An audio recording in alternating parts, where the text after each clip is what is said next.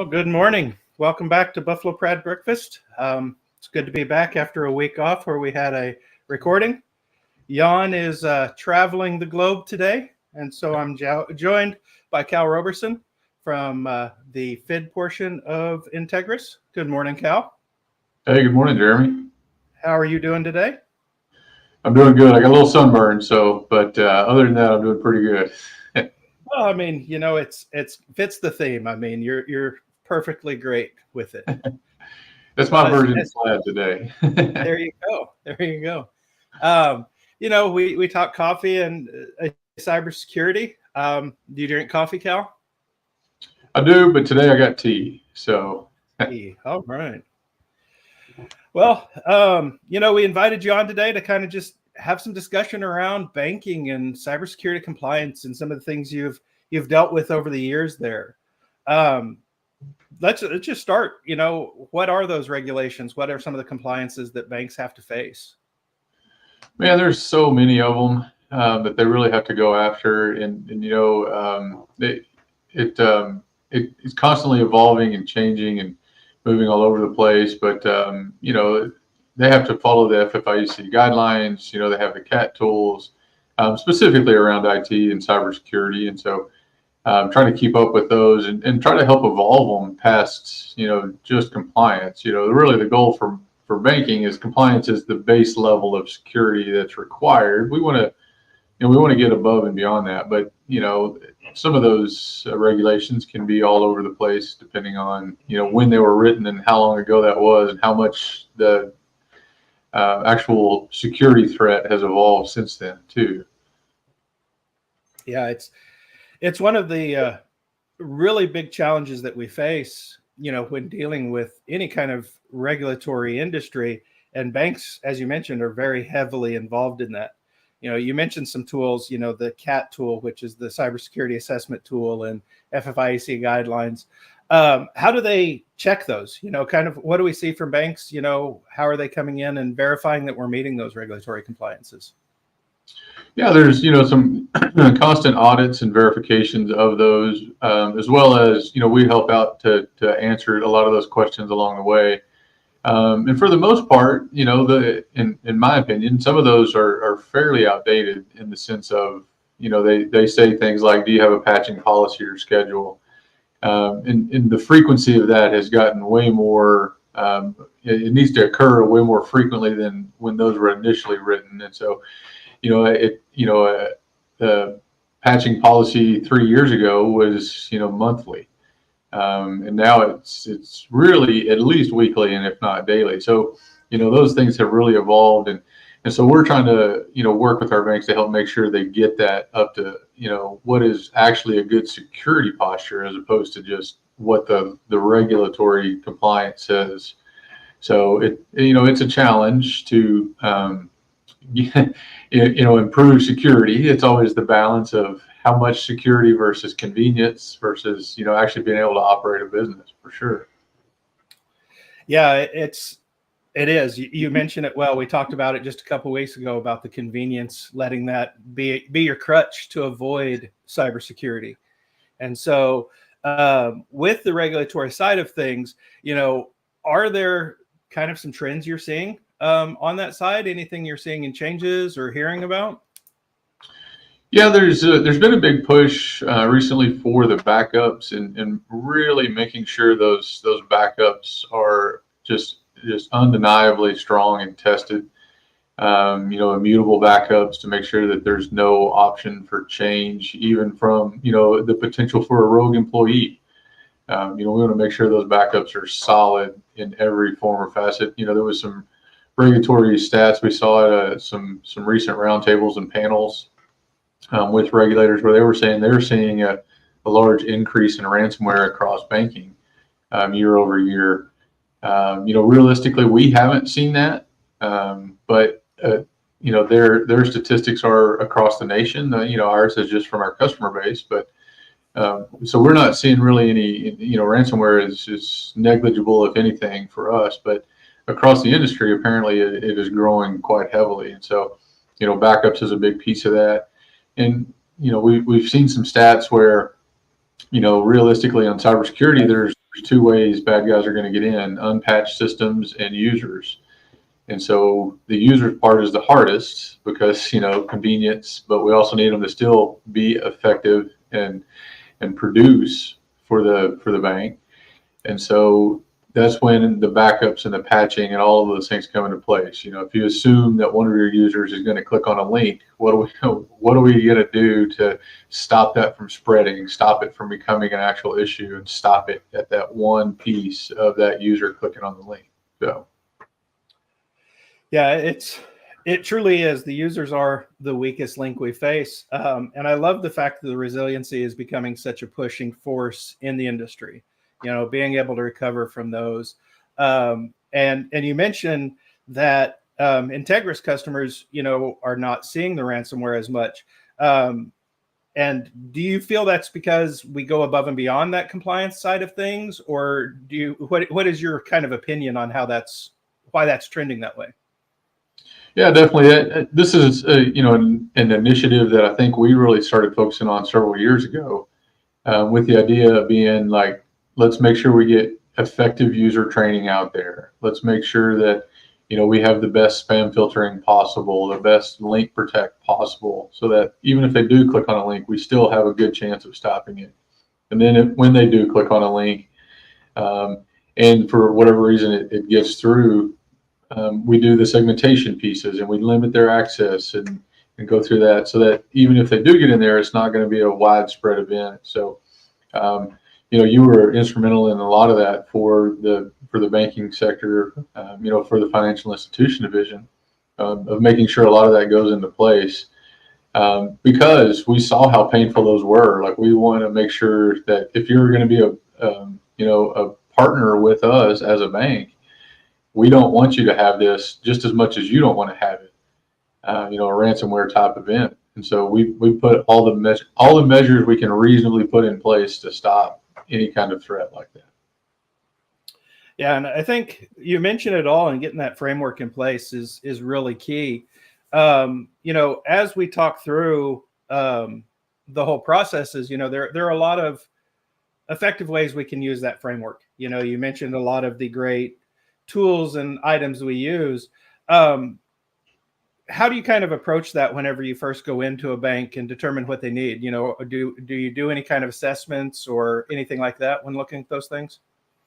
Yeah, absolutely. And sometimes the banks might be so far behind. There's a whole list of things that need to get implemented. Maybe they don't have user training and they don't have link protect and their spam filtering is not effective. And so, yeah, when we first walk in, that's one of the first things we do is, what are the things that are missing? What are the gaps that the bank has? And then try to rank them on a priority level of how quickly does this one need to be in place, and try to get them in place as quick as possible. In banking, it is all reputation driven. And so as a service provider, if we have a reputation of somebody that has a breach regularly, that's a problem. And so, we view it as a partnership with this bank of, we're putting our name on your bank, and we need you to, participate at the level where you're not going to get a breach, because I don't want to have, our name associated to it. And so getting all of those security pieces in place as quickly as possible is definitely the goal.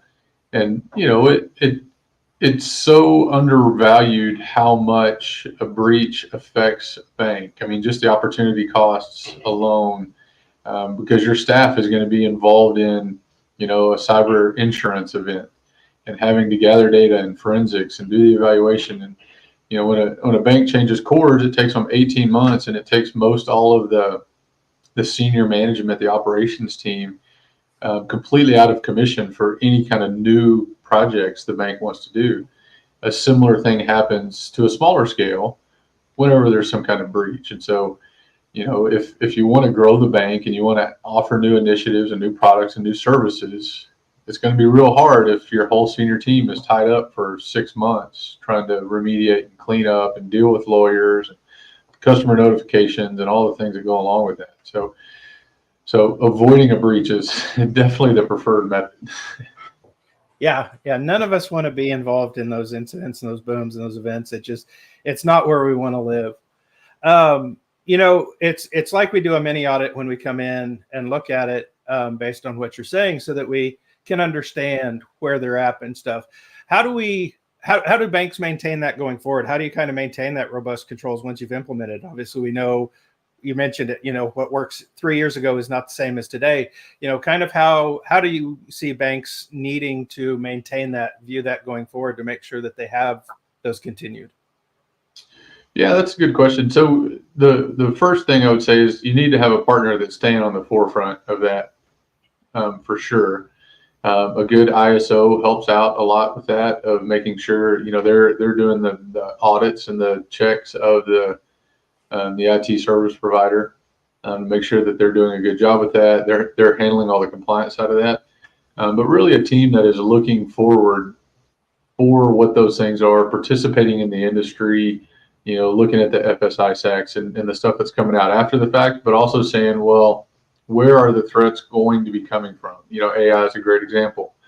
The spam filtering is really good these days, but the phishing attacks that are going to be coming with AI, and how realistic they can look and how similar they can sound, to an actual person or an actual board of directors send an email, has gotten way better over the last couple of years. So somebody who's seeing the industry, participating in the trends, and helping drive new innovation is a big piece of how the banks are going to stay ahead of this. They have to meet the compliance side of things, but they really need to be looking forward to where are the threats going to be coming from, where do we see the bad guys starting to attack from. It's really rare that a brand new attack comes out of nowhere without any kind of trail showing that that's where they were going. And so if you're paying attention and watching those, you can kind of see, oh, hey, they found these new tool sets. Hey, now they're developing tools based off of those tool sets, and now we're going to start seeing those threats. And so shortening the time window for us to have tools that can combat the direction they're going is a big piece of that as well. Yeah, I can see how partnering and having leveraged the information, and it's hard to grow that internally, just the way security is going in the world today. And you mentioned that our history is a proven track record of going through these processes and seeing it live, not just from our customer standpoints, but across the industry as a whole. We attend a lot of events that we discuss with other banks and other leaders to make sure that they have the knowledge and understanding of how to come along. And that's part of the reason why we're here today. But one of the things I do, want to stress is that importance of that monitoring, that continuous improvement, pushing forward on the tools, learning those new tools, looking for those trends. What are some of the places that, outside of our department, you getting an outside looking in, obviously you can't just trust on us as the only side of knowledge, in your role, with the strategic partnerships, kind of how do you leverage that, to help drive the industry as well? Oh yeah, absolutely. We talk to a lot of partners, a lot of other vendors throughout the banking industry specifically, but the wider industry too, as far as what threats are they seeing, what are they what are they targeting, where are they trying to go, what are the new threats. The threat landscape is interesting in that once we patch up, once as an industry we patch up a lot of their attack vectors, the bad guys are going to move to something else that's a little easier. This is the locked door policy or locked door principle, I guess. If you're going to steal a car and you walk by 5 of them and the doors are locked, you're going to look for the one that the door is unlocked. And then if all the doors are locked, well, I got to go back and try a different tactic. We're seeing that a lot in banking right now. There is a ton of check fraud going on. And it's old school check fraud where they're, literally washing checks and changing dollar amounts and changing, so it constantly ebbs and flows into different areas of fraud and risk, specifically in banking, but across all industries for sure. So, working with our partners to see, well, for us, particularly ransomware is dying down. That doesn't mean we can lower our approach to ransomware, but now we got to say, okay, well, now they're going to go with Maybe it's going to be telebanking fraud, where they're going to be calling in and pretending to be somebody and trying to check a balance to see how much is there for reconnaissance, or actually trying to do transfers off of that, by doing voice cloning. And so, talking to our banks about, hey, here's some vendors out here that we've talked to that have a really good voice cloning technology detector, so that you can see if somebody's calling in is actually them, or maybe it's an AI rendition, or something like that. So there's a lot of good knowledge out there in the industry. Some of it's fluff. There's a lot of it that's sales, marketing type of fluff. But there's some really good partners out there that in the industry that are seeing on the forefront, right out front, the issues that are going on, and are reporting that. They're happy to share. That's the funny thing, is most all of them are happy to share. They may not share the bank name or the person involved or whatever. That's perfectly fine. But the type of threat, how it got in, the things causing issues, the partners are really good. That's a big network of people that are really helping improve security. Yeah, that's one of the things that we've all loved about working with community banks, is the community that surrounds them. It's not just the banks themselves that are community driven. And so, I love, your role as that strategic partnership, looking out for, the banks on a different level than what we do on the security side. What kind of trends are you seeing in that side of things, with those partnerships, kind of how is that going for our banks? Yeah, the partnership side has been really good. There's been a ton of development in, for the banks on the banking as a service side directly, a direct bank. We're seeing a lot of kind of growth in that area. And so there's a lot of focus in the industry about helping support that. How do we make it secure? How do we make those connections secure and stable? There's a lot of new API development, which, in outside of the banking industry has been around for a long time. And there's really good, policies and protocols in place to make sure those are secure.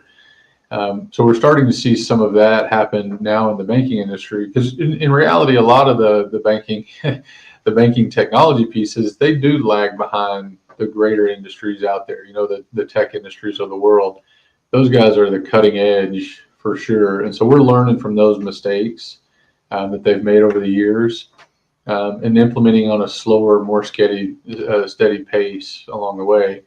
And a lot of those partners, started off in some of those other industries and are bringing it to banking. And then, we're taking our security focused approach and taking their tools to help improve banking overall. So there's a really good partner network out there of people that are really doing it right, taking the time. There's a large group of vendors out there that aren't as well. And, there's a life cycle to any company, and catching them at the right life cycle for the right size bank and trying to get those partners aligned well is not an easy task. There's literally, as an example, every bank has to have an audit essentially every year. And, there's literally hundreds of auditors out there. So finding the one that's right for a particular bank, it can be a challenge. And so, how big is the bank? Where are they located? What are they looking for? What kind of audit? What level of audit are they trying to go after? Or, are they trying to meet, fiduciary requirements? So there's a lot of factors in there to help them pick the right partner. So we spend a lot of time talking to a lot of vendors out there and putting them into the categories that will help, a particular kind of bank. A metropolitan bank that's trying to be an all digital brand versus a very rural bank who's trying, doing mostly ag loans. They want two completely different vendors. And so trying to help, get the right vendor to the right customer is a big piece of what I'm doing. That's really fascinating. And I mean, it really does tie into, I know it feels like as we talk through this, we're skewing away from the cybersecurity side of things, but it really does tie into that. Because the fact this ties into your risk management, right? Your third-party management side of things. A lot of the things you're talking through on that are really, truly tying into what we want from a third-party risk management. I'm assuming part of your partnership is understanding their financials and making sure that we're getting those ones that meet some of those baselines. Yeah, absolutely. And that's part of the matching up part of this. Like if there's a bank that has a really mature risk management process, they're going to be much more likely to be interested in, more of a startup style company that's doing more innovative things. And then they can understand the risk better. And if, I don't want to put a bank that has a really immature risk process with, a new vendor, that's not going to work out well for them because they don't understand the risk as thoroughly. So that is definitely a part of this process as we're going through this is like, the startup companies are a high risk for anybody because they could be the next big amazing product out there, but they could also be the worst and go bankrupt in the next 6 months, and you don't want to spend all this time developing that. So we do, that is part of the process. Like, are you financially viable already? Kind of where you're at in the growth stage of a company. Are you a mature company? Even as a mature company, a lot of times, they'd be, they'll be under a restructuring, or they're trying to, maybe they acquired some people or so. So knowing where the company's at in their life cycle is definitely a piece of what we try to partner, try to get the right partners with. That's some of the criteria. That's great. I mean, that takes a lot of the risk off those banks of having no idea where to start in that process. That's a lot of times when we talk to people, where do I start is the question that we get asked all the time. How do I get this going? It's such a big, crazy world from the cybersecurity side. And I'm sure, from your side as well, so on that side of things, how does someone kind of get started, down that path of partnering with you? Yeah, that's a great question. Is we will do an initial call and just kind of talk through a lot of those things, like, when was the company founded? Are the primary owners, primary founders, are they still there? And how does your financials look? How are you growing? How are your sales? How are your customer satisfaction surveys? A lot of those things. And so, reaching out to me is a great way. We'll start talking through, your business model. How does your plan work? How does your go-to-market strategy work for the banks or the customers specifically? In reality, what I'm trying to do is I'm trying to help become the expert in your business to get you to the right people in our business to make the recommendations to the right customer. And so, I'm a great resource for that to reach out for me. So that's usually the first start. I'm usually pretty easy to find too, so that helps.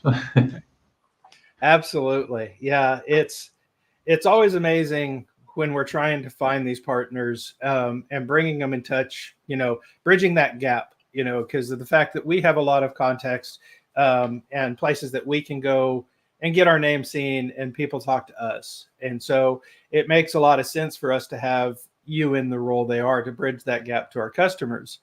Kind of tying all of this back into that third-party risk management and into, what we're doing for our clients that fall outside of the normal scope of, cybersecurity, but more in line with, trying to drive that community forward. What kind of trends are you getting asked for by our banks on what they're looking for? What kind of partners are they looking for? Yeah, that's a good question. The biggest buzzword going is definitely AI. And so, there's definitely a lot of charlatans in the industry right now that are saying, "Oh yeah, we've got AI," and a lot of it is just glorified machine learning or glorified process automation. So, but that's really been the biggest push is like, how is AI going to transform banking, and who out there is actually doing something with it? So we're seeing a ton of that, and just quite honestly, with that, there's not a huge, just kind of dominant theme that we've seen for that. There's some tools that it's going to help speed up some processes here and there, but there's nothing that I've seen yet, or anybody even really working on that's going to essentially revolutionize banking with AI. That's not to say that there's not some good ones. I mean, AI is going to be great in the security realm for sure, about looking through the logs and traffic and patterns and security threats. So there's a big piece there. And there's some customer service side of things that'll help out for sure. So, but AI is definitely still a big hot topic. But there's so much activity around fraud in banking, where people are trying to find any way they can to steal a few dollars out of a bank. And so ransomware is a big piece of that. Check fraud's a big piece of that. Wire fraud's a big piece of that. Wire fraud is actually, we talked about phishing earlier and how good AI is getting in the language creation and making it sound much more realistic. There's going to be a big push for that on the wire fraud side of things. If they can get into one of the bank's corporate customers and have an email come through, because historically a lot of those emails have been pretty bad. They weren't, they were real easy to recognize. So there's probably going to be some more wire fraud based off of that too, where they're convincing an employee, I need to send this large sum of money out for this board of directors who's on vacation. So those are really kind of the biggest areas. So any kind of tool around fraud in banking right now is a big one, and AI is the hot topic for all of those. Gotcha. AI seems to be everywhere. We get asked regularly on this show to discuss how we can help secure it. So we've got some series of that coming up pretty soon. Well, I know we're getting close to time. Couple things that, always want to make sure we're reminding people are Integris Inspire events. Make sure you're attending those. If they're local, if not, talk to your local rep and see, when they're coming. We're constantly adding new visits and stuff. Great chance to meet a lot of the vendors, a lot of partners we have, as well as other clients and, the people you're working with. So please come out to those and enjoy those. Another thing is just make sure you're following, subscribing, liking, sharing, everything you can do. If you want to watch more content, make sure you mark the little bell so get alerted when we come live. We're doing this every week. And as we're wrapping up, anything that you would like to say, just kind of summarize, the day, or anything you'd like to tell, our audience. Yeah, the biggest thing I would say is we've talked about this over the last couple of years, but building a culture of cybersecurity is a big piece of this. If your senior level management, if your board is not one of your biggest advocates for making sure you do something securely, that is a real problem. We view that as a higher risk for us. And so, just having the conversations, have every, when banks are talking about new products, new services, have a conversation about security. How are we going to protect against fraud? How are we going to, protect the bank? And building that as a culture of conversation throughout the entire organization. That's something we need to see, and not just banking, in every company, because it's often left off the table. So just at least have that conversation about it. Is there something, a couple of little small steps we can do to increase our security that's not going to cause a big impact?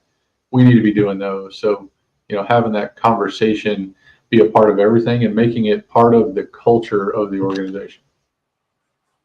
Very well said. Very well said. And I want to say, with partners like you, you're going to help keep driving the security forward for us. So I appreciate what you do out there. Thank you for joining the show today. And, as always, just remember, in cybersecurity, the good guys wear plaid. And Jan usually gets the last word, but since he's out, he'll be back next week. Keep the shields up.